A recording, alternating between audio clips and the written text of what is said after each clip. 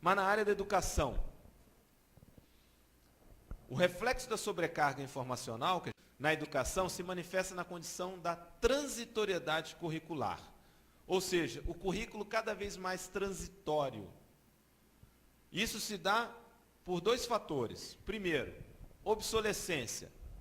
Como prever qual conhecimento será necessário no futuro para esse aluno que você está formando hoje? Com todos esses avanços,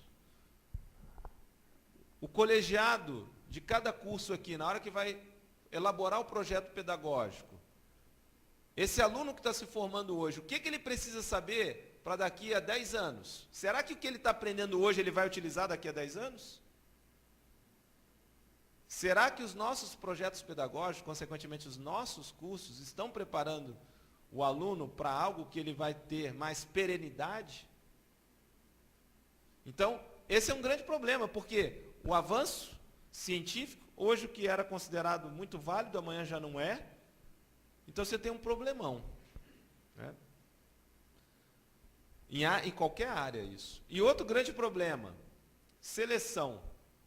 Cada vez mais conhecimento. Como incluir toda a informação pertinente no currículo devido ao crescimento exponencial do conhecimento. Vou pegar minha área, psicologia.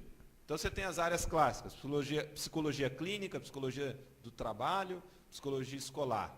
Mas hoje você tem psicologia do esporte, você tem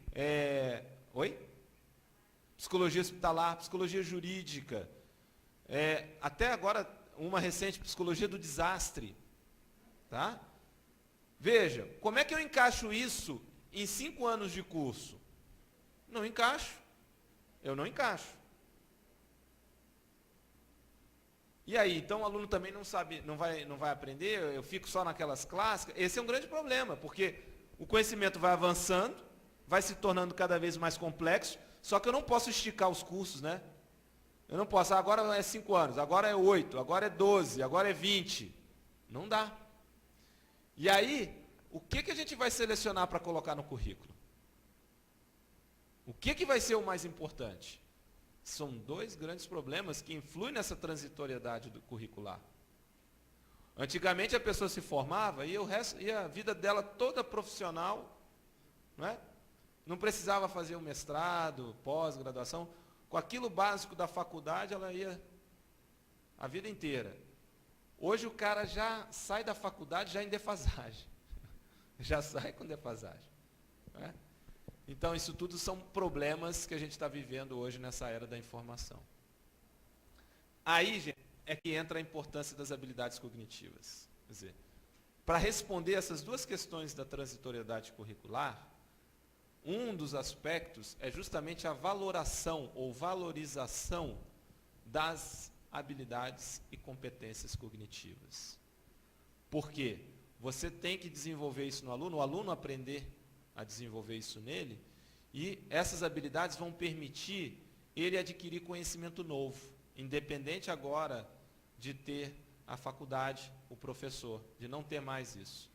Então você tem que trabalhar para que o aluno desenvolva capacidades, o que se fala hoje muito, aprender a aprender. Porque o conhecimento vai ser cada vez maior, mais acelerado, e às vezes o aluno também não sabe qual vai ser a trajetória dele profissional, e é por isso que começa a ganhar mais força a questão das habilidades cognitivas.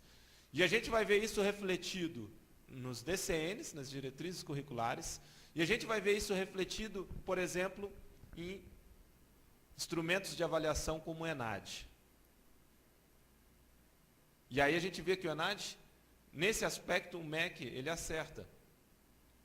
Claro que tem as suas limitações, o instrumento com uma avaliação, obviamente, como o ENAD, mas, por um outro aspecto, nesse sentido, ele acerta, porque ele começa a valorizar não só o conhecimento específico conceitual, mas ele começa a valorizar também o que o aluno sabe fazer com esse conhecimento, que envolve justamente essa condição da habilidade.